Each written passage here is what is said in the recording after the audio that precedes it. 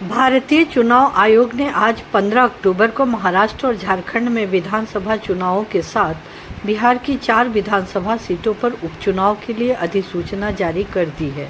चुनाव आयोग के मुताबिक 13 नवंबर को यहां भी 4 सीटों पर उपचुनाव होंगे। इसे लेकर बिहार के पूर्व उप मुख्यमंत्री और आरजेडी नेता तेजस्वी यादव ने अपनी प्रतिक्रिया दी है।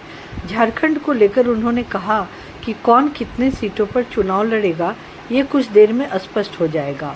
पूर्व उप मुख्यमंत्री तेजस्वी यादव ने कहा, बिहार की 4 विधानसभा सीटों पर उपचुनाव है, महाराष्ट्र और झारखंड में भी चुनाव है। हमारी कोशिश यही होगी कि सभी चुनाव हम जीतें। झारखंड में हम सरकार में हैं, हम इंडिया गठबंधन का हिस्सा हैं। हम चाहते हैं कि हम मिलकर चुनाव लड़ें। हमारी कोशिश रहेगी कि फिर से झारखंड में बीजेपी को हराएं। कौन कितनी सीटों पर चुनाव लड़ेगा ये कुछ देर में स्पष्ट हो जाएगा।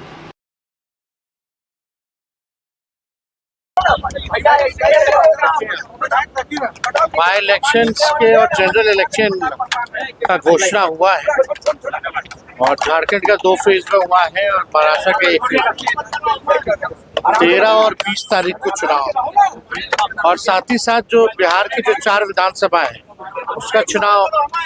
जब चुनाव होगा तो हम लोग जो है यही हम लोगों की कोशिश है कि सारे चुनाव को हम लोग जीते और चुनाव की तैयारी तो सब लोग पहले से ही कर रहे थे, सब लोग तैयार थे।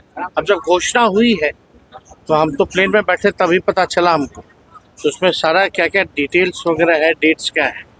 जहाँ तक पता है 13 और 20 को चुनाव, तो उसमें देखा जाए आरजेडी कितने सीटों पर चुनाव लड़ रही है। सरकार में झारखंड में है और हम लोग इंडिया अलायंस के पार्टनर हैं और हम लोग मिलकर के चाहते हैं चुनाव लड़ें और पुनः बीजेपी को झारखंड में परास्त करें। ये हम लोगों का लक्ष्य है।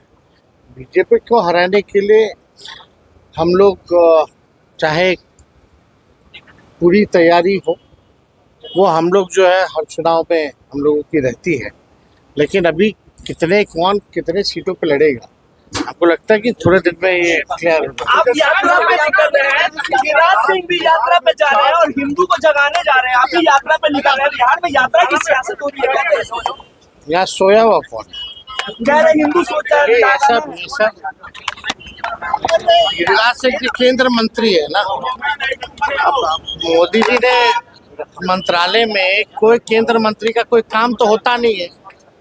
सारे निर्णय और सारा काम तो 2 ही लोग बैठ करके करता है। ये लोग तो मंत्री रह करके भी बेरोजगार ही रहता है, कोई मतलब तो है नहीं। केवल हिंसा फैलाना, लोगों को भड़काना